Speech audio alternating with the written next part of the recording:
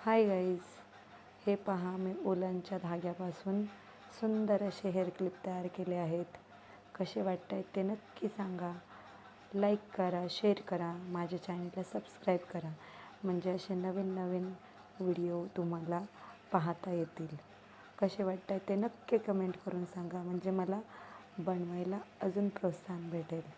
हे पहा, असा सुंदर असा हेअर क्लिप हा पण तयार केला आहे. लेडीज पण लावू शकतात आणि छोट्या मुली पण लावू शकतात केसांमध्ये. आणि एवढे सगळे फुलं बनवून ठेवलेत हेअर क्लिप बनवण्यासाठी. एक क्लिप बनवताना माणसाला किती आनंद होतो.